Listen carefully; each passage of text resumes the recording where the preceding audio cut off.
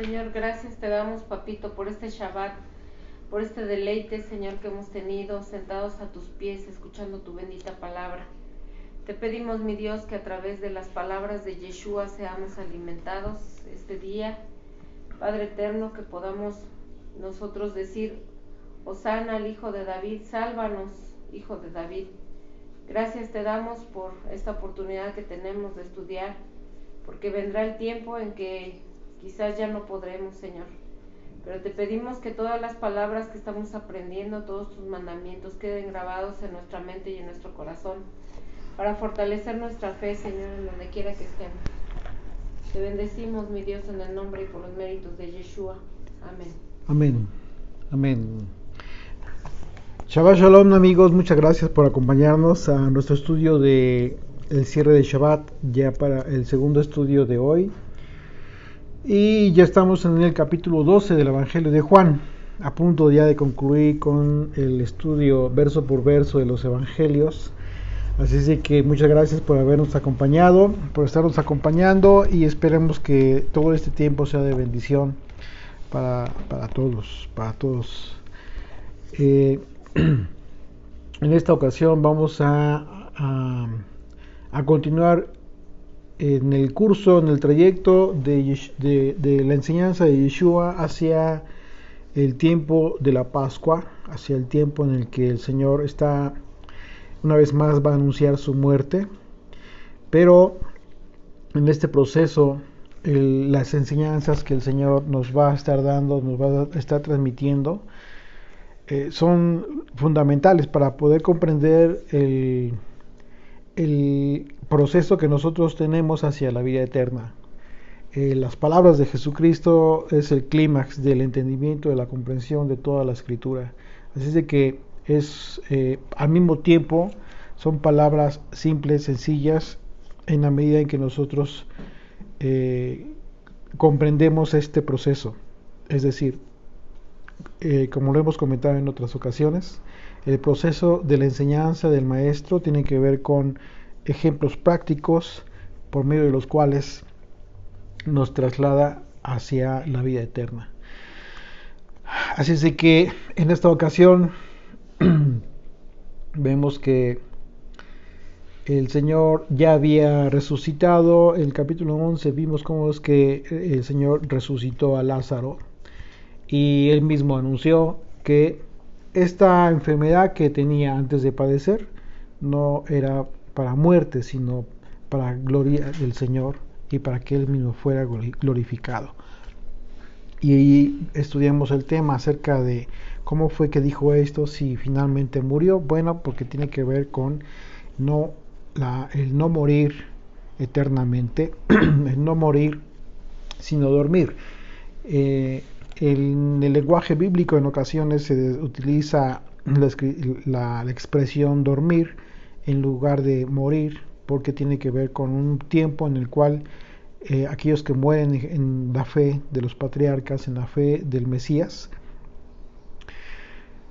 serán despertados, serán resucitados, como todos, absolutamente todos, y llega el momento en que seremos juzgados, unos para vida eterna y otros para vergüenza, de acuerdo a la profecía de Daniel, que está también anunciada en el libro de la revelación de Jesucristo, en el Apocalipsis.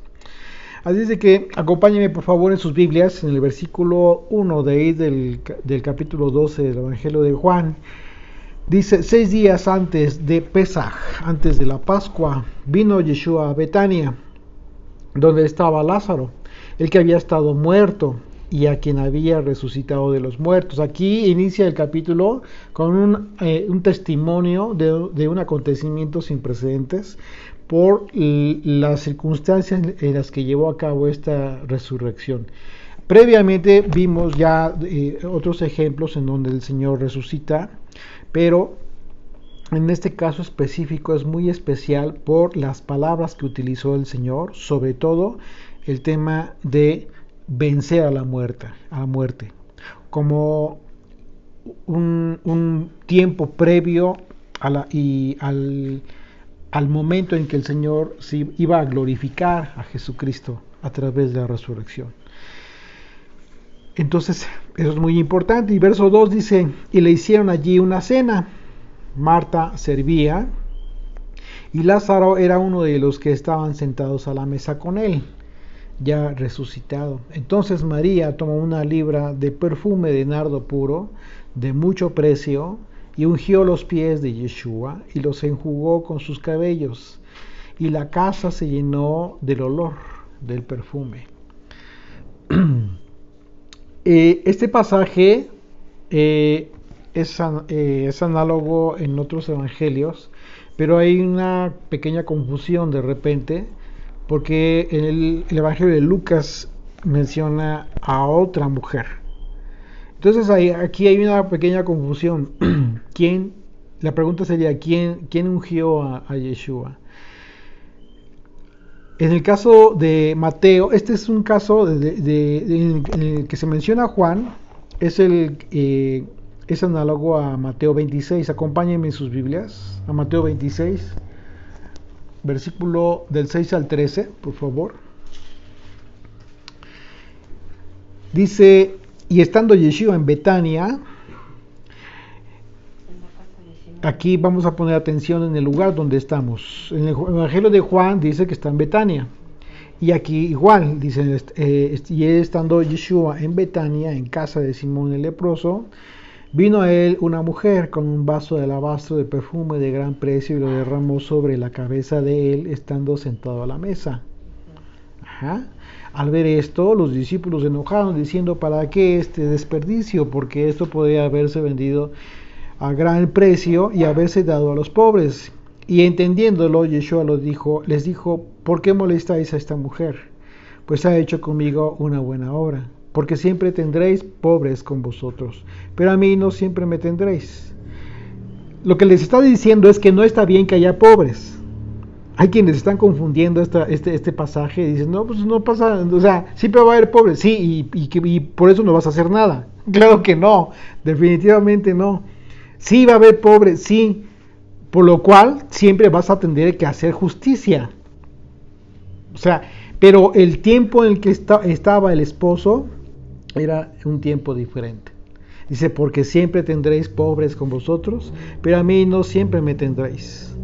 Porque al derramar este perfume sobre mi cuerpo, lo ha hecho a fin de prepararme para sepultura. De cierto os digo que donde quiera que se predique este evangelio en todo el mundo, también se contará lo que ésta ha hecho para memoria de ella. Ahora bien, acompáñenme ahora en sus Biblias a Lucas capítulo 7, por favor. Vamos ahí a Lucas 7. Y vamos a leer con atención del 36 al 39. Dice, uno de los fariseos rogó a Yeshua que comiese con él. Y habiendo entrado en casa del fariseo, se sentó a la mesa. Entonces una mujer de la ciudad, que era pecadora, al saber que Yeshua estaba a la mesa en la casa del fariseo, trajo un frasco de alabastro con perfume y estando detrás de él a sus pies, llorando, comenzó a regar con lágrimas sus pies y los enjugaba con sus cabellos y besaba sus pies y los ungía con el perfume. Cuando vio esto, el fariseo que le había convidado dijo para sí, si fuera profeta conocería quién y qué clase de mujer es la que le toca, que es pecadora. Ahora bien, si nosotros leemos en contexto el capítulo 7 del Evangelio de Lucas, los eventos que describe este capítulo, el capítulo 7 de Lucas, se van a dar cuenta que se desarrollan en Galilea. Es un lugar distinto. El lugar, porque, por ejemplo, más ahí mismo, en el capítulo 7, vamos al versículo 11, un poquito atrás. Y se aconteció después que él iba a la ciudad, que se llama Naín, e iba con él muchos de sus discípulos y una gran multitud. Y continúa el relato. El asunto es que en el contexto del lugar en donde se desarrollan los eventos del capítulo 7 es Galilea, no es Betania. si ustedes buscan la ubicación de Naín en aquel entonces, esta localidad se encontraba 8 kilómetros al norte de Jezreel, sobre la meseta al pie del collado de Moré, ahora llamado el pequeño Hermón. Era un poblado situado en el sur de Galilea, cerca de Nazaret y a 40 kilómetros de Cafarnaúm. Este evento no sucedió en Betania, de modo que es un evento distinto al sucedido en Betania con María, la hermana de Lázaro. Entonces esta mujer pecadora de la que habla Lucas 7 no es María. ¿Okay? La mujer que ungió a Yeshua en Betania fue María, hermana de Lázaro. La mujer que ungió a Yeshua en Galilea fue otra mujer. Los evangelios de Juan y de Mateo y de Marcos tratan el mismo caso, el cual sucedió en la última semana antes de que Yeshua fuera crucificado. El relato de Juan 12, del 1 al 8, el que estamos viendo, guarda estrecha relación con estos dos casos, tanto del Evangelio de Mateo como de Marcos.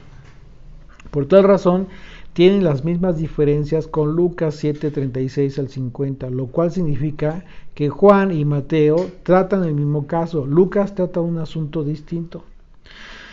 Ahora, hay todavía otro aspecto. ¿Por qué? Porque aún así, en estos casos se menciona en uno que María unge al Señor en la cabeza, derrama el aceite sobre su cabeza, y en otro caso sobre sus pies. Entonces, la principal diferencia es el lugar en donde están. Esa es la principal diferencia, ya lo decimos. Pero ahora bien, ¿qué sucede en el momento? ¿Qué sucedía cuando los reyes eran ungidos y se les derramaba aceite sobre la cabeza? La idea era que el aceite destilara sobre su cuerpo, de tal manera que bien pudo haber el aceite corrido hasta sus pies del Señor. Y ese es el momento en que la mujer comienza a ungir con sus cabellos los pies de Yeshua.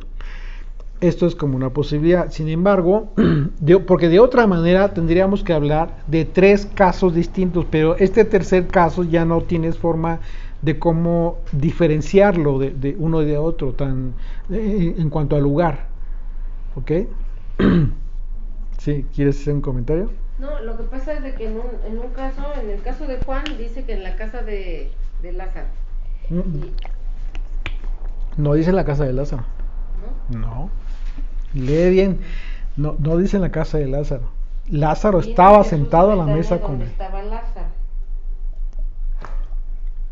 Está hablando de la ciudad, sí, de la localidad. Hicieron allí una cena. Marta servía y Lázaro era uno de los que estaban sentados a la mesa con él.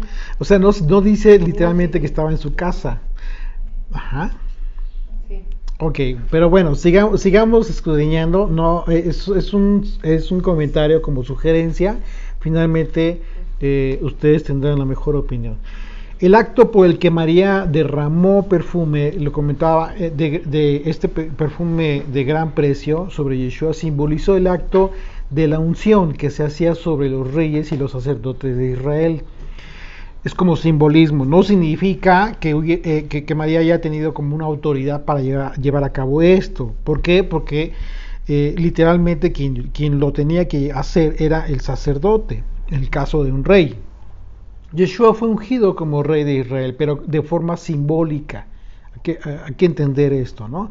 Hay que entender que en ocasiones vemos aspectos simbólicos. ¿Y por qué lo podemos ver? Porque por las propias palabras de Jesucristo. Él mismo dijo: está preparando mi cuerpo para sepultura. Así es de que eso es un simbolismo muy importante. ¿Ok? Acompáñenme a Éxodo capítulo 30, por favor, ahí en sus Biblias. Del versículo 34 al 38. Dijo además el Señor a Moisés: toma especies aromáticas, estacte y uña aromática y gálbano aromático e incienso puro, de todo en igual peso, y harás de ello el incienso en perfume según el arte del perfumador, bien mezclado, puro y santo. Y molerás parte de él en polvo fino y lo pondrás delante del testimonio en el tabernáculo de reunión, donde yo me mostraré a ti. Os será cosa santísima. Fíjate bien cómo se expresa el Señor de este aceite. Dice: como este incienso que harás, no os haréis otro según su composición. Te será cosa sagrada para el Señor. Cualquiera que hiciere otro como este para olerlo, será cortado de entre su pueblo. Quedó prohibido, literalmente prohibido, hacer otro tipo de aceite con estas especies y con ese propósito, porque era una cosa santa. Este tema lo hemos hablado en otras ocasiones relacionado con una doctrina que se ha divulgado relacionado con el tema de la unción, el ir y ungir a los enfermos. Miren, por supuesto que se puede hacer, pero no significa que tengamos que llevar a cabo este tipo de composición o que intentemos hacer este tipo de composición, porque el simple hecho de intentarlo ya estamos pecando por esta prohibición literal. Dos, la más importante, no significa de ninguna manera que tenga el propósito que tuvo este aceite que el Señor le ordenó a Moisés que se hiciera para esos propósitos. El aceite con el que ungían a los enfermos, incluso los discípulos, es un aceite que tiene que ver con propiedades. El aceite de olivo tiene propiedades naturales en sí mismo, que puede tener aroma. Sí, por supuesto que sí. Hoy en día hay muchísimas composiciones con aceite de olivo, con lavanda, con un montón de cosas, ¿no? Y hasta canela, y bueno, te da un aroma muy rico. Pero no significa que en tu mente o en tu corazón estés considerando qué es este aceite. No lo puedes llevar a cabo en ese sentido. No puedes tú santificar, consagrar como lo hacían los sacerdotes, porque para empezar tú no eres un sacerdote, no sustituyes al orden sacerdotal. Esto sería una blasfemia.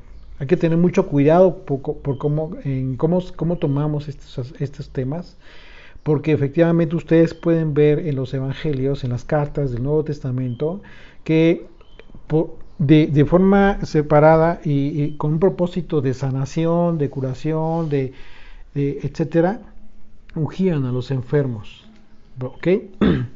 Pero eso no significaba que estuvieran haciendo esto que está ordenado para los sacerdotes. Vamos a ver a qué nivel llegaba esto. Fíjense, y lo que representa. Acompáñenme a 1 Samuel 16, por favor, en sus Biblias. 1 Samuel 16, vamos a leer de los versículos 11 al 14. Y dice: entonces dijo Samuel a Isaí: ¿son estos todos tus hijos? Estamos hablando del evento en el que Dios ordenó al profeta que fuera a ungir a David como próximo rey de Israel. David era un niño todavía, era un muchacho. Entonces fue a visitar a la familia de David y habla con el padre y le dice a Isaí: ¿estos son todos tus hijos? Y él respondió: queda aún el menor, o sea David, que apaciente las ovejas. Y dijo Samuel a Isaí: envía por él, porque no nos sentaremos a la mesa hasta que él venga aquí.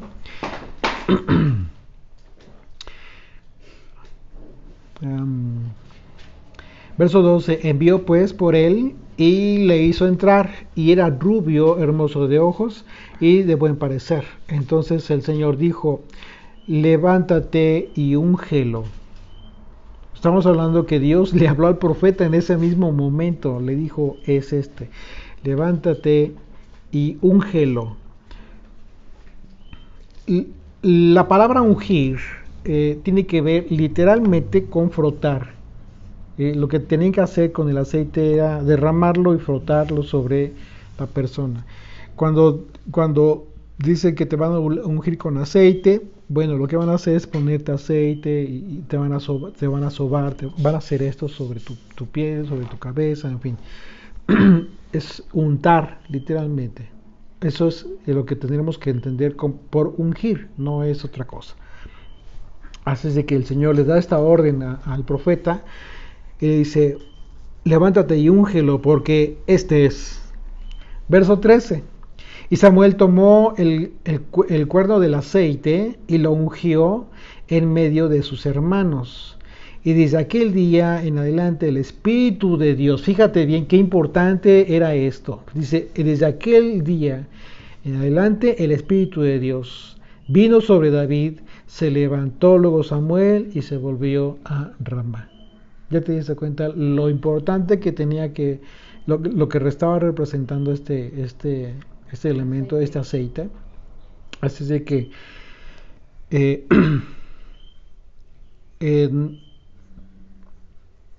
simbólicamente esto es lo que representa, y así es de que podemos darnos una idea de las palabras de Yeshua y cómo fue que tomó Yeshua este acto de María. Una vez más, verso 3, entonces María tomó una libra de perfume de nardo puro de mucho precio y ungió los pies de Yeshua y los enjugó con sus cabellos, y la casa se llenó del olor del perfume. Y dijo uno de sus discípulos, Judas Iscariote, hijo de Simón, el que le había de entregar, ¿por qué no fue este perfume vendido por 300 denarios y dado a los pobres? Pero dijo esto no porque se cuidara de los pobres, sino porque era ladrón, y teniendo la bolsa sustraía de lo que se echaba en ella. Ahora bien, si nosotros vemos el pasaje análogo, vemos que habla de que quienes se quejaron fueron todos los discípulos. No significa que haya contradicción de ninguna manera. Simple y sencillamente es que el autor, el quien está escribiendo un evangelio y quien está escribiendo otro, tiene una perspectiva diferente en ese momento, quizás, ¿ok? O bien de la investigación que está llevando a cabo para recabar la información y plasmarla en el escrito. Si nos damos cuenta, no hay contradicción, simple y sencillamente se complementa una información y la otra. A final de cuentas fueron todos los discípulos los que se quejaron, solo que en el caso de Judas, su queja fue especial. ¿Por qué? Porque se pone en evidencia una debilidad que él tenía relacionada con el dinero. ¿Ok? Entonces no hay contradicción. Se complementa lo que dice un evangelio y lo que dice otro en ese aspecto. Verso 7. Dice, verso 7. Entonces Yeshua dijo, déjala, para el día de mi sepultura ha guardado esto. Entonces, esto dijo el Señor porque aunque era para su sepultura, Yeshua no permanecería en el sepulcro. Entonces, ¿por qué era para su sepultura si no iba a permanecer en el sepulcro? Porque ungían el cuerpo, ¿no? Pero él no iba a permanecer. ¿Con qué propósito iba a ungir el cuerpo? Con el propósito como de embalsamarlo, ¿no? Ok, tiene un propósito de preservación. El asunto es que el Señor no iba a permanecer, y él lo sabía. Entonces, lo que significa esto es que la unción, que simbólicamente está representada aquí, es que Yeshua estaba siendo ungido como rey por causa de la resurrección. Es decir, cuando habla el Señor de que iba a ser glorificado, de que cuando van y lo buscan los griegos, le dice, ha llegado la hora de que el Hijo del Hombre sea glorificado. Lo que está hablando el Señor es del tiempo de su muerte y resurrección, no solamente de su muerte. ¿Por qué? Porque iba a resucitar.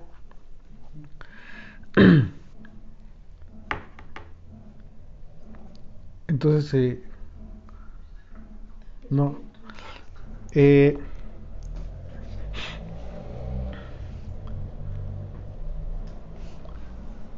Entonces lo que está simbolizando este evento de lo que está hablando Yeshua, a propósito él mismo, es que esta unción no iba a ser para sepultura permanente, sino porque al final de cuentas esta unción estaba simbolizando que estaba siendo ungido como rey, porque por causa de su muerte y resurrección habría vencido a la muerte, y a partir de entonces será considerado rey. Bien, entonces Yeshua dijo: déjala para el día de mi sepultura, guardado esto, porque a los pobres siempre los tendréis con vosotros, mas a mí no siempre me tendréis. Una vez más, aquí dice el Señor este asunto refiriéndose a los pobres, pero una vez más, no significa que esté bien que haya pobres, de ninguna manera. De lo que está hablando es que Él solamente iba a estar un tiempo, y que para hacer justicia íbamos a tener muchísimo más tiempo, porque efectivamente los pobres continuarían incluso hasta el día de hoy. Verso 9: gran multitud de los judíos supieron entonces que Él estaba allí, y vinieron, no solamente por causa de Yeshua, sino también para ver a Lázaro. Pues obviamente ya se habían enterado de que había Lázaro había resucitado, a quien había resucitado de los muertos. Entonces, esto es bien importante que quede registrado, porque aquí se cumplió lo que dijo Yeshua acerca de la gloria de Dios, que era para testimonio delante de los hombres. En Juan capítulo 11, verso 4 dice: oyéndolo Yeshua, dijo: esta enfermedad no es para muerte, sino para la gloria de Dios, para que el Hijo de Dios sea glorificado por ella. Entonces, cuando nosotros leemos que gran multitud de los judíos supieron entonces que Él estaba allí, y vinieron no solamente por causa de Yeshua, sino para ver a Lázaro que había sido resucitado, se están cumpliendo estas palabras. ¿Por qué? Porque el que Dios sea glorificado a través de la vida de los hombres es para testimonio de los incrédulos o aquellos que quieren confirmar su fe. Verso 10 dice: pero los principales sacerdotes acordaron dar muerte también a Lázaro, porque a causa de él muchos de los judíos se apartaban y creían en Yeshua. Y bueno, también ya querían matar a Lázaro. La razón por la que los líderes de Israel sabían que Yeshua tenía que morir fue debido a una profecía anunciada por el propio Caifás. Lo vimos en el capítulo anterior, quien por causa del Espíritu de Dios expresó que era necesario que uno muriera por la nación. Esto lo vimos en el capítulo anterior, en los versículos 49 a 53. Entonces Caifás, uno de ellos, sumo sacerdote, aquel año les dijo: vosotros no sabéis nada, ni pensáis que conviene que un hombre muera por el pueblo, y no que toda la nación perezca. Esto no lo dijo por sí mismo, sino que como era el sumo sacerdote aquel año, profetizó que Yeshua había de morir por la nación. Y no solamente por la nación, sino también para consagrar en uno a los hijos de Dios que estaban dispersos. Así que desde aquel día acordaron matarle. Entonces, es la razón por la cual podemos considerar que esta profecía que anunció Caifás, en el momento que acordaron matarle, se va a cumplir, cada vez está más cerca de cumplirse. Así que la razón por la que querían matar a Lázaro entonces fue porque Lázaro constituía el testimonio vivo de que Yeshua era el Mesías. Era un testimonio vivo de la gloria de Jesucristo. Verso 12: el siguiente día, grandes multitudes que habían venido a la fiesta al oír a Yeshua venía a Jerusalén. Tomaron ramas de palmera y salieron a recibirle y clamaban: Hosana, bendito el que viene en el nombre del Señor, el Rey de Israel. ¿Te estás dando cuenta que lo están declarando rey? Entonces, bueno, la palabra Hosana es de origen hebreo y significa Yasha y Na. Es una palabra compuesta. Y ambas significan súplica por seguridad mediante la salvación. Sálvanos ahora, pero como una petición de súplica. En ese sentido, lo que las multitudes estaban aclamando era un reconocimiento profético de que sabían que no merecían la salvación y que por ello clamaban para recibirla. Efraín clamó para no ser muerto, sino comprado, salvado, de acuerdo a la ley de Éxodo 13:13.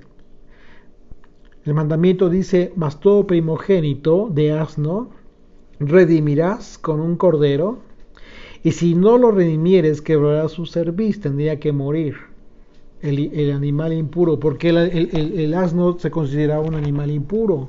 Entonces no podías consagrar siendo primogénito. ¿Por qué? Porque era impuro. Tendrías que sustituirlo, tendrías que redimirlo como ya sea comprando, ¿vea? O sustituyéndolo por un cordero. El cordero, un animalito apto, por supuesto. Dice,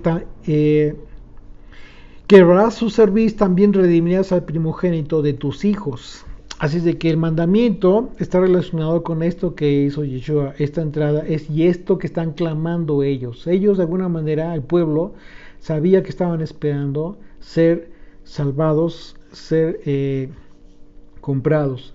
El asunto es que, de acuerdo a las profecías, no solamente hay las profecías anuncian la venida del Mesías como rey, sino que también previamente están anunciando las profecías la venida del Mesías como el humilde, aquel que debía morir. Isaías capítulo 53 nos dice claramente que este Mesías tenía que morir, ser sacrificado. Si ustedes leen todo el capítulo 53 de la profecía de Isaías, se van a dar cuenta que literalmente está describiendo la crucifixión. Así es que deberíamos considerar esto, pero como algo que por supuesto anhelaba el pueblo, pero que no se iba a dar en ese momento. ¿Por qué? Porque lo estaban declarando rey de Israel. Y sí, efectivamente, en un sentido, pues desde que nació, lo fueron a buscar los magistrados que llegaron de Oriente y preguntaron por el rey de Israel, el rey de los judíos. Así es de que nosotros, sí, por supuesto que debemos considerar que vino como rey, pero si hablamos del concepto de Mesías, tenía que morir. Entonces, este no era el momento. Momentos antes de partir, sus discípulos le preguntaron, de partir con el Señor, después de haber resucitado, le preguntaron a sus discípulos: ¿no vas a restaurar el reino de Israel? Entonces la respuesta del Señor dijo: no les toca a ustedes conocer los tiempos ni las sazones de mi Padre. Entonces, ¿qué les dijo? No en este momento. En este momento no. Este primer momento fue de misericordia, de justicia, porque el tiempo de misericordia, pero el tiempo de la justicia vendría en su segunda venida, que está próxima, ¿verdad? El tiempo en que las naciones serán juzgadas, etcétera, etcétera. Pero este tiempo de su primera venida es de misericordia, de perdón, de la oportunidad que todo el mundo tiene para la vida eterna, para decidir por la vida eterna y en consecuencia vivir sus vidas. Así es de que lo clamaban diciendo: Hosana, bendito el que viene en el nombre del Señor.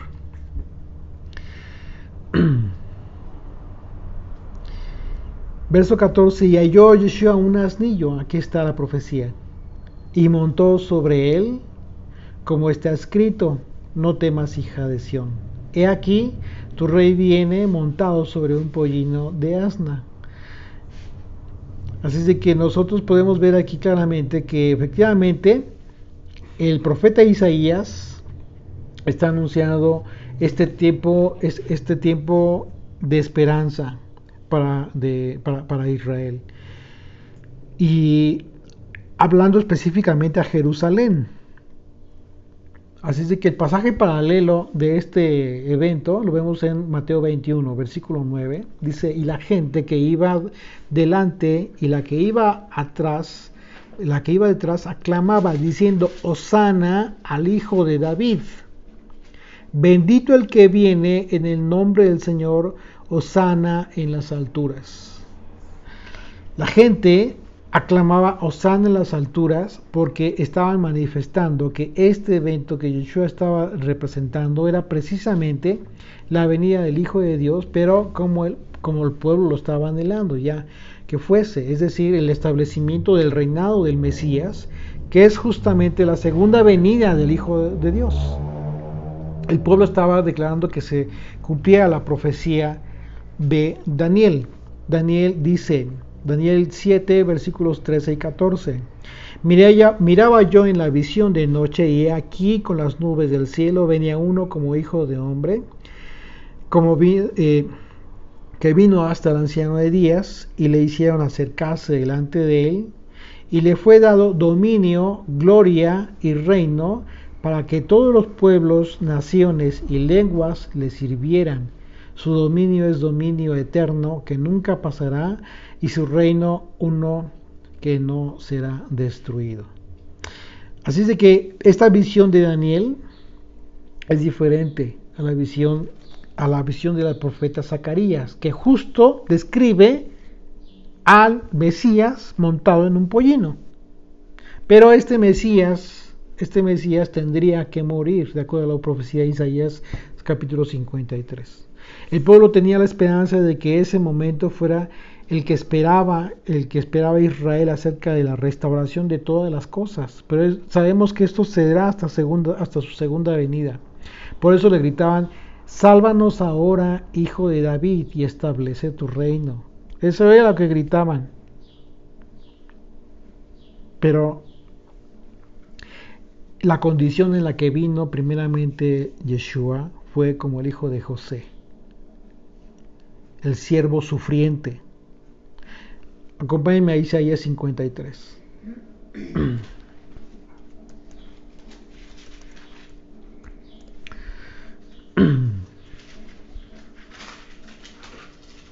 Desde el versículo 1 dice, ¿quién ha creído a nuestro anuncio?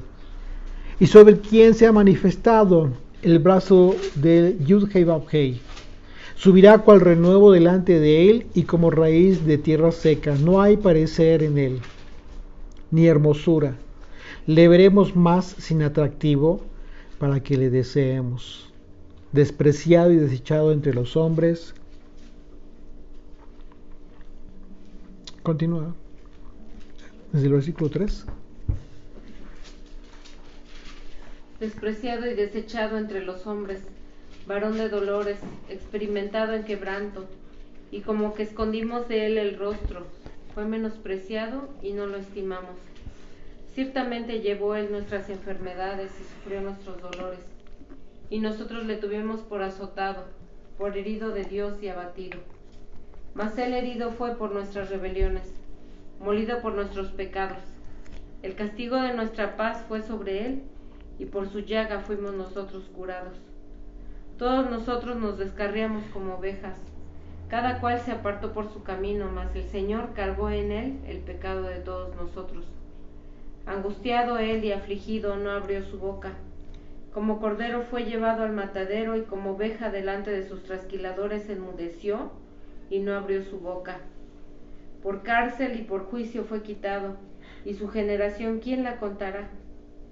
Porque fue cortado de la tierra de los vivientes, y por la rebelión de mi pueblo fue herido.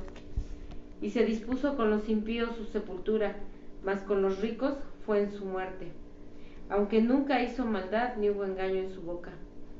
Con todo eso, el Señor quiso quebrantarlo, sujetándole a padecimiento. Cuando haya puesto su vida en expiación por el pecado, verá linaje, vivirá por largos días, y la voluntad del Señor será en su mano prosperada. Verá el fruto de la aflicción de su alma y quedará satisfecho. Así es. Por su conocimiento justificará mi siervo justo a muchos y llevará las iniquidades de ellos. Por tanto, yo le daré parte con los grandes y con los fuertes repartirá despojos, por cuanto derramó su vida hasta la muerte y fue contado con los pecadores, habiendo él llevado el pecado de muchos y orando por los transgresores. Si te das cuenta, entonces tendría que morir el Señor. Ahora acompáñenme a Zacarías 9, versículo 9.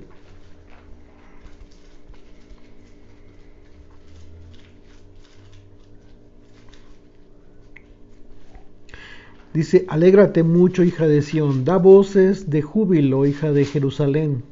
He aquí tu rey vendrá a ti, justo y salvador, humilde y cabalgando sobre un asno, sobre un pollino, hijo de asna.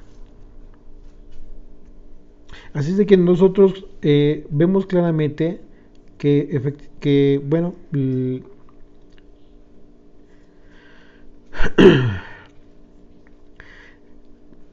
debemos tener muy consciente que las dos venidas del Mesías han estado profetizadas y cada una de las dos tiene propósitos distintos. Hay un evento en donde el Señor entró a una sinagoga y le entregaron el rollo de Isaías y comienza a leer el libro de Isaías y está hablando de este momento, del tiempo de la misericordia, del amor, pero lo lee incompleto, no lo termina de leer, lo enrolla y entrega el rollo y se va y se sienta y todos le quedaron mirando porque no terminó de leer la porción. Y el Señor les dijo: esta profecía se ha cumplido delante de ustedes.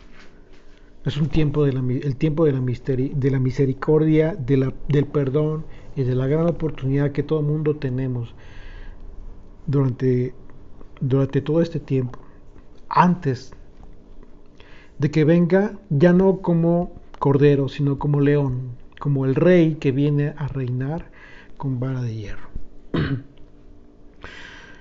Verso 16, regresamos a Juan 12, verso 16, dice: estas cosas no las entendieron sus discípulos al principio, pero cuando Yeshua fue glorificado, entonces se acordaron de que estas cosas estaban escritas acerca de él y de que se las había hecho.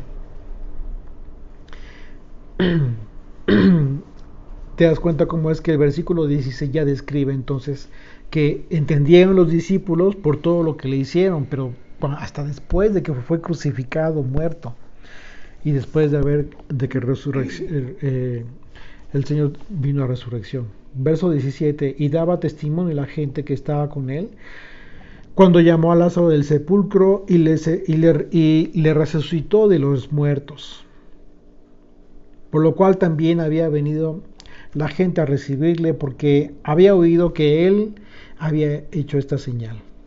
Pero los fariseos dijeron entre sí: ya veis que no conseguís nada, mirad, el mundo se va tras él. Estaban ya desesperados porque estaban viendo que todo lo que habían intentado por matarlo, por detener, por impedir que la gente le reconociera como el Mesías, estaba siendo casi inútil. Y esto tiene que ver con el control de los tiempos que siempre tuvo Yeshua, hasta el tiempo justo de la Pascua, para que se cumpliera el sacrificio del Cordero, el Cordero de Dios, de acuerdo al mandamiento para la Pascua. Verso 20: había ciertos griegos entre los que había subido alrededor de la fiesta. Estos, pues, se acercaron a Felipe, que era de Betsaida de Galilea, y le rogaron, diciendo: Señor, quisiéramos ver a Yeshua. Felipe fue y se lo dijo a Andrés. Entonces Andrés y Felipe se lo dijeron a Yeshua. Yeshua le respondió diciendo: ha llegado la hora para que el Hijo del Hombre sea glorificado. De cierto os digo que si el grano de trigo no cae en la tierra y muere, queda solo, pero si muere, lleva mucho fruto. Este es el versículo que de alguna manera nos anuncia el tema de las primicias, porque está hablando de grano y de mucho grano, es decir, él es el grano que tenía que morir para dar mucho fruto, mucho fruto. Así es de que estas palabras de Yeshua constituyen una profecía para todos aquellos que están viniendo, que están regresando al Padre a través de la fe de Jesucristo, que es a través de los mandamientos, a través de su ley. El mandamiento que está a punto de cumplir Yeshua, nosotros lo vemos en Levítico 23, versículo 11, y en donde dice: y el sacerdote mecerá la gavilla delante de Yud-Hei Vav-Hei, para que seáis aceptos. El día siguiente del día de reposo la mecerá. Es decir, el tema de las primicias, la fiesta de las primicias. Cuando dice que la gavilla sería mecida en relación a la profecía de Isaías 11:12, es un simbolismo bien importante, porque el profeta Isaías habló de este momento como una señal, como una bandera. Dice el profeta en Isaías 11, versículo 12: y levantará pendón a las naciones y juntará a los desterrados de Israel. Y si se están dando cuenta, estos que vinieron a buscar a Yeshua eran griegos que venían a la fiesta a adorar. Es decir, eran de los dispersos de Israel que estaban viniendo a cumplir el mandamiento de la Pascua. Y el profeta dice: y levantará pendón a las naciones y juntará a los desterrados de Israel y reunirá a los esparcidos de Judá y de los 4 confines de la tierra, desde los 4 confines de la tierra. Es decir, Yeshua está cumpliendo esta profecía, y también está cumpliendo la profecía de Caifás, cuando dijo que, dice la escritura, que profetizó, porque en ese tiempo era el sumo sacerdote, y que debía de morir por la nación, y no solo por la nación, sino por todos los dispersos, para reunir, consagrarlos en uno. ¿En quién? Pues en él, precisamente. Y este es precisamente lo que esto está conectado con la profecía de Ezequiel capítulo 37, que nos habla del el despertar, la resurrección de los huesos secos. El valle la visión de Ezequiel en el valle de los huesos secos, que tiene que ver precisamente con todos aquellos que el Señor iba a sacar de sus sepulcros como pueblo suyo, estos dispersos que están siendo reunidos, consagrados en uno, que es Yeshua. El sacerdote entonces debía mecer la gavilla en la fiesta de las primicias, y debía mecerla hacia los 4 ángulos de la tierra. Esto no lo dice la escritura, pero según algunos comentaristas sucedía así, simbolizando esto. Y bueno, aunque no está en la escritura, podremos imaginar que este acto de mecer la gavilla, proféticamente, simplemente el mecer que sí está establecido en el mandamiento, pues es obviamente que un aspecto simbólico bien importante. ¿Por qué? Porque recordemos que todos los mandamientos, todo el sistema sacrificial está proyectado hacia el tiempo de Jesucristo y después de él. Entonces nosotros tendríamos que entender el simbolismo de este acto del sacerdote al mecer la gavilla, y justo después de la Pascua. Entonces por esa razón Yeshua habló del grano justo en el momento en que estaba cerca la fiesta ya de la Pascua. Entonces, proféticamente esto estaba simbolizando que el viento, que es el Espíritu de Dios, el Ruach HaKodesh, el viento de la santidad, de los 4 vientos, a fin de que este Espíritu de vida resucite a las primicias por causa de la resurrección de Jesucristo. Entonces, la resurrección, la muerte y resurrección de Jesucristo es el motivo del mucho fruto. Es decir, las primicias somos tú y yo, todos aquellos que estamos regresando al Padre por causa del Hijo. Verso 25 de Juan 12 dice: el que ama su vida la perderá, y el que aborrece su vida en este mundo para vida eterna la guardará. Este es el tema de la enseñanza de Jesucristo desde siempre. Es decir, toda su doctrina, toda su enseñanza, no es que deseche, no es en el sentido de que desechemos nuestra vida física, sino que no lo tengamos como lo máximo, entendiendo que esta vida es simplemente pasajera. Yeshua se enfocó en el aspecto más importante, que es la vida eterna. Toda su enseñanza, toda la preparación que constituye la enseñanza de Jesucristo, a nosotros nos prepara para la vida eterna. Si alguno me sirve, y recordemos en la mañana cuál es el concepto de servir en el hebreo, que tiene que ver con adorarle. Y si iba a ser en el Sinaí, justo en el momento de la entrega de la Torá, en el lugar donde se entregó la Torá, significa: si alguno cumple mi palabra, obedece mi palabra, que es la palabra del Padre, la ley, sígame. Y donde yo estuviere, allí también estará mi servidor, aquel que cumple la ley. Claro, si alguno me sirve, si alguno cumple la ley, la Torá, mi Padre le honrará.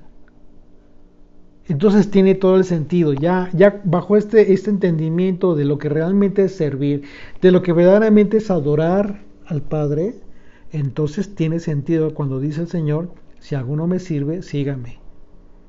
¿Ok? Verso 27. Ahora está turbada mi alma, ¿y qué diré? Padre, sálvame de esta hora, mas para esto he llegado a esta hora. Padre, glorifica tu nombre. Fíjate las palabras de Yeshua. Verso 28. Padre, glorifica tu nombre. Entonces vino una voz en el cielo: lo he glorificado y lo glorificaré otra vez. Imagínate haber escuchado eso, porque lo escucharon. Lo que está aquí, el Padre confirmó lo que Yeshua había expresado cuando se preparaba para resucitar a Lázaro. ¿Te das cuenta? Fíjate, la voz que se escuchó, la voz del Padre dice: lo he confirmado y lo he glorificado y lo glorificaré otra vez. Juan 11, verso 4. Oyéndolo, Yeshua dijo acerca de la enfermedad de Lázaro: esta enfermedad no es para muerte, sino para la gloria de Dios, para que el Hijo de Dios sea glorificado por ella. Y aquí vemos como la respuesta del Padre, que dice: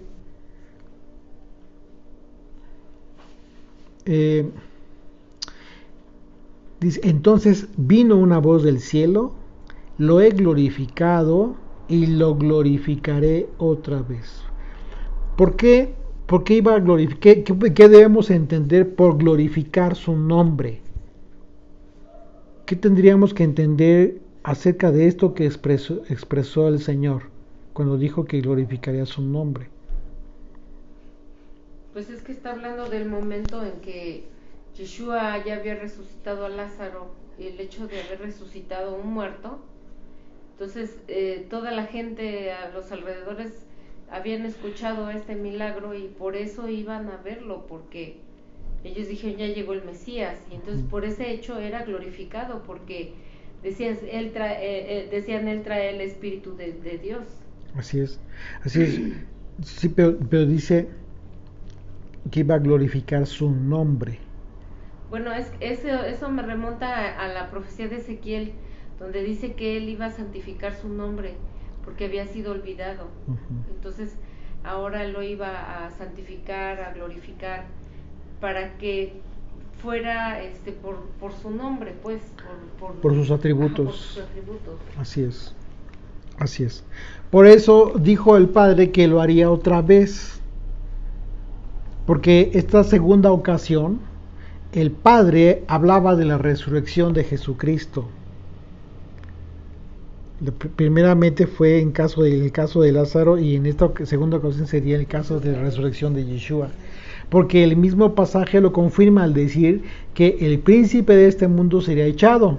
Más adelante ahorita vamos a ver cómo es que el Señor sigue hablando en el mismo contexto de glorificar su nombre, y dice que el príncipe de este mundo sería echado. Una vez más confirmamos que la reacción de Yeshua cuando leemos que se estremeció en el capítulo 11, ¿te acuerdas? Sí. Que Yeshua se estremeció al ver el sufrimiento de la familia de Lázaro y los que estaban con ellos, estaban llorando, se estremeció, pero vimos el concepto que no tiene que ver con algo, con una congoja, tristeza, sino que el Señor estaba reaccionando como enojado, como algo en contra de la muerte, aquel que estaba ocasionando este dolor, este daño. Así es de que nosotros confirmamos este concepto, que en el griego, Yeshua al venir al sepulcro de Lázaro, dice la escritura que se estremeció grandemente. Y bueno, recordemos que en el griego esto tiene que ver como el significado, que es, la palabra griega es embriomai, que significa bufar con cólera, estar enojado. Entonces, aquí en este capítulo estamos confirmando por las propias palabras de Yeshua que la resurrección por la que Dios estaba glorificando a Yeshua era para vencer al enemigo, al padre de la muerte, al príncipe de este siglo. Vemos más adelante ahí en el versículo 32 que dice: y yo, si fue levantado de la tierra, a todos atraeré a mí mismo.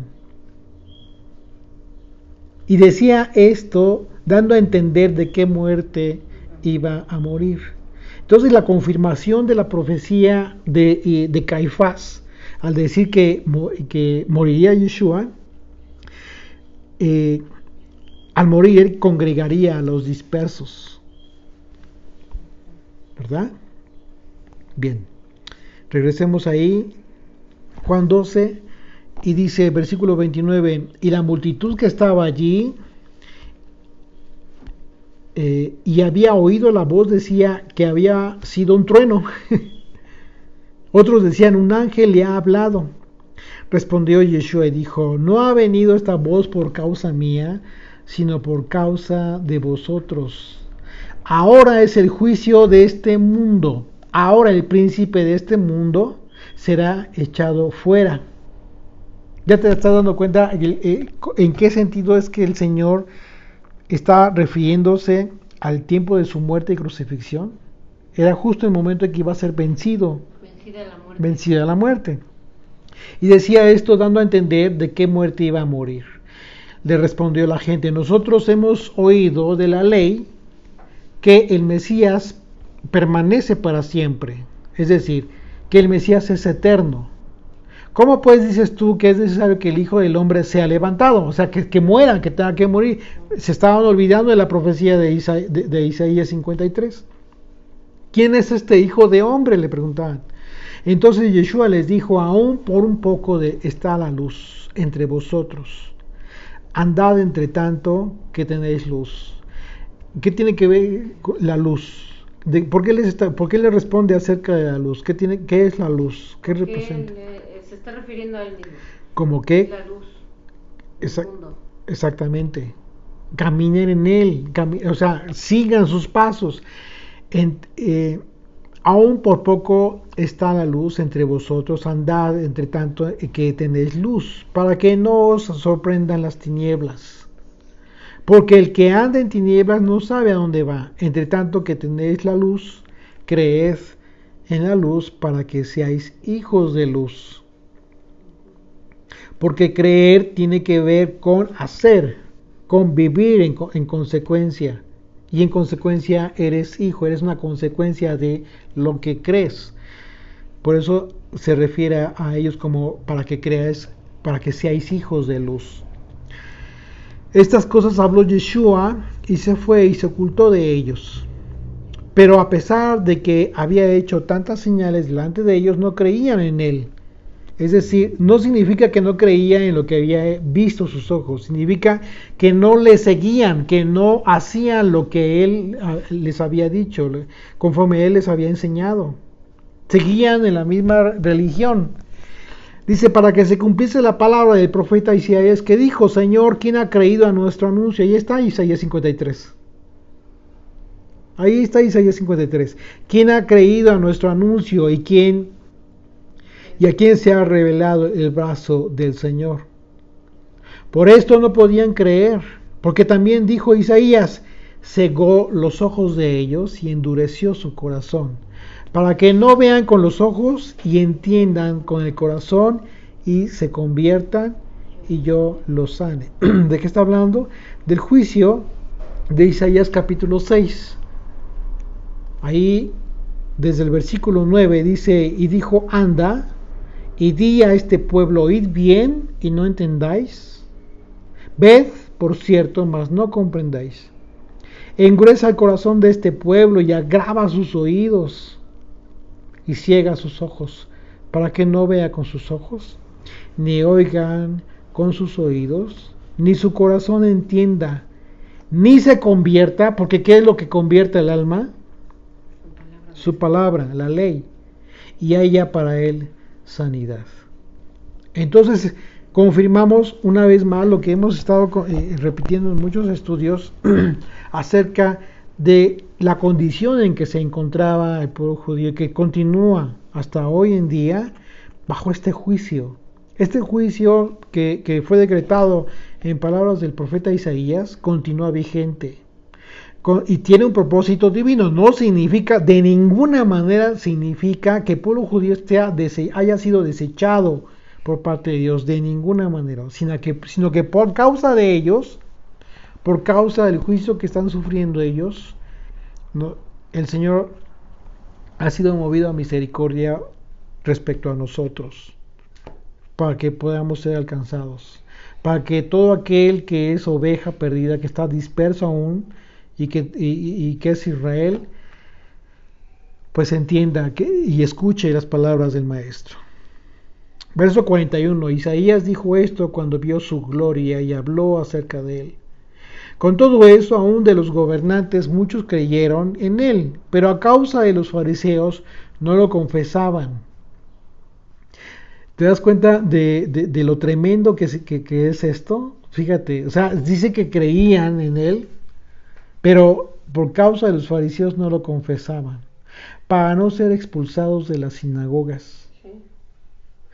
¿Te acuerdas que vimos también el caso de este hombre que fue senador por el Señor, y que sus padres no quisieron hablar del tema precisamente por temor a que fueran expulsados de la sinagoga? El paralítico, ¿no? Ajá. ¿Y qué fue lo que sucedió? Ellos se quedaron en la sinagoga, pero el que fue sanado fue expulsado. ¿Qué te dice esto? El sistema religioso, el sistema de los grupitos, el sistema de las religiones, el sistema de todas estas organizaciones que tienen como supuesto propósito divulgar la palabra de Dios, lamentablemente caen en este error, en este grave error, y se entiende. ¿Por qué? Porque en todos esos lugares se establecen reglas. Por ejemplo, doctrinalmente hablando, de repente hay algún concepto en el que se tiene duda, ¿no?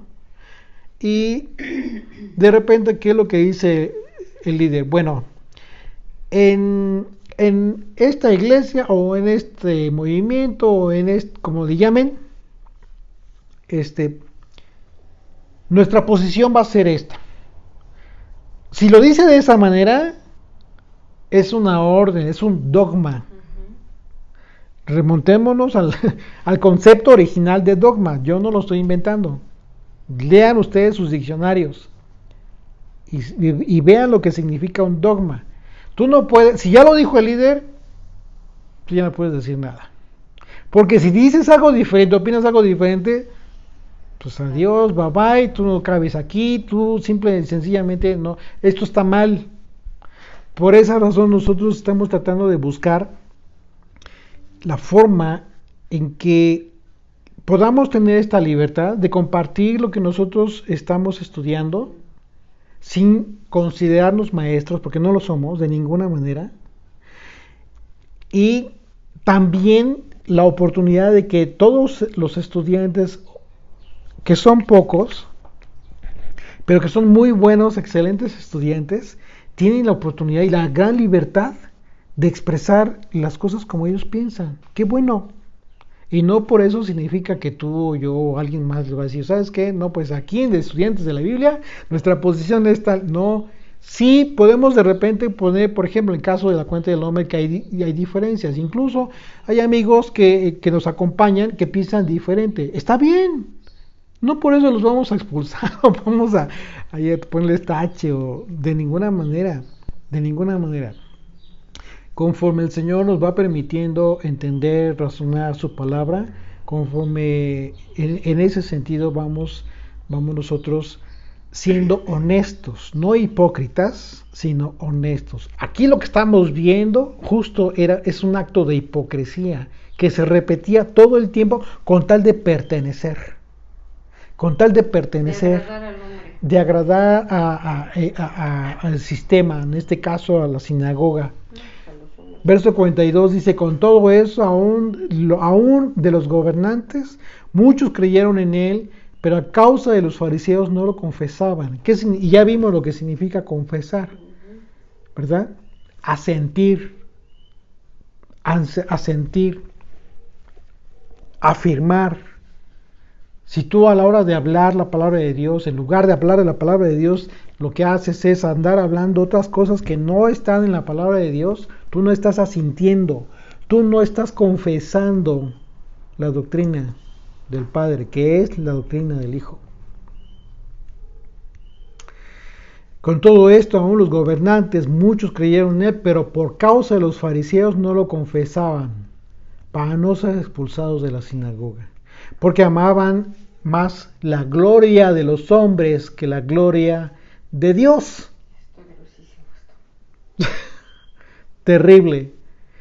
Pregunta, ¿crees que ya no se sigue dando esto? Claro.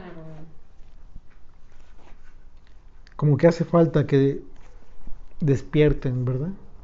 Muchos aún todavía están es parte de la idolatría del pueblo. Es que el problema es que el concepto de idolatría a ese nivel todavía no se entiende. O sea, se piensa que la idolatría tiene que ver con... Y todo el mundo, y siempre voltean a la Iglesia Católica, siempre voltean a otras religiones, pero no está tan lejos. No está tan lejos. Verso 44, Yeshua clamó y dijo, el que cree en mí, no cree en mí, sino en el que me envió. Y el que me ve al que me envió. Yo, la luz, he venido al mundo, para que todo aquel que cree en mí no permanezca en tinieblas, para que no permanezcan en la ignorancia, para que no permanezcan sin el conocimiento de Dios. Esa es la luz, ese es el motivo, por eso Él dice que es la luz, mientras haya tiempo.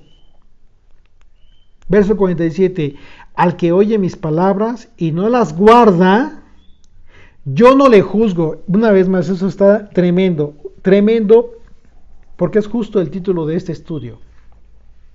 Verso 47, el que oye mis palabras y no las guarda, yo no le juzgo, porque no he venido a juzgar al mundo, sino a salvar al mundo. El que me rechaza y no recibe mis palabras, tiene quien le juzgue. ¿Quién le va a juzgar? La palabra que he hablado.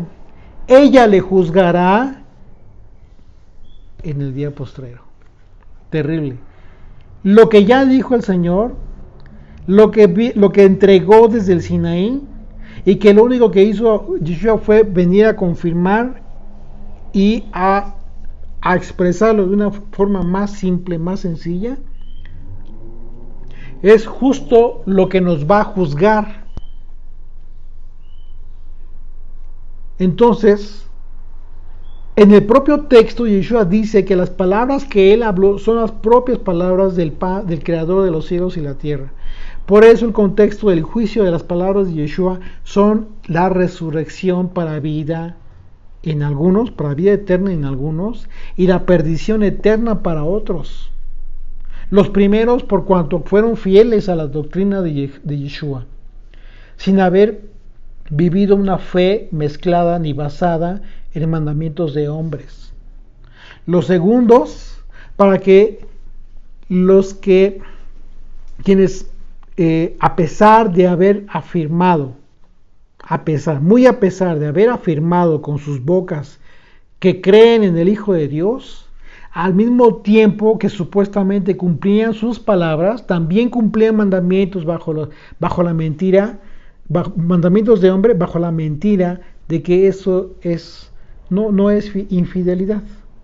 Una mentira disfrazada, por supuesto que es infidelidad, porque estamos hablando de tu fe y de la fe de los con quien compartes, sino una supuesta manifestación de solidaridad con Judá, con el pueblo judío, al hablar de todo el tema de la tradición judía. La fidelidad o infidelidad será manifiesta por el propio Padre, quien entregó al unigénito. Nada más por eso. Nada más por eso. Imagínate. Él va a juzgar hasta qué grado fuiste fiel o dijiste que creías, pero realmente en tus hechos te manifestaste como un infiel.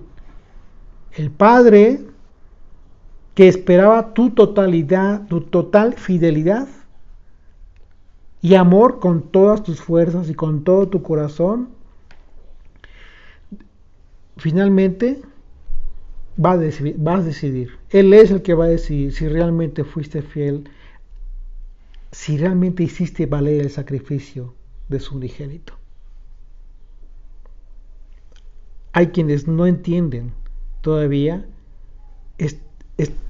esto tan grande que hizo Dios por ti y por mí, y que lo toman tan a la ligera que no pasa nada para ellos, como que están adormilados.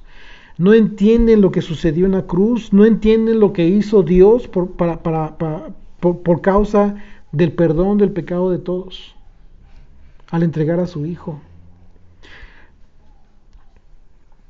Así es que será el propio Padre quien les diga a todos lo que para Él significa fidelidad plena. Y no ninguno de nosotros. Nadie de nosotros está... Si Yeshua dijo, yo no les juzgo, sino es la propia palabra. Bueno, si la palabra es la que te va a juzgar, ¿cómo te va a juzgar si lo que estás haciendo es andar hablando cosas que no tienen nada que ver con la palabra?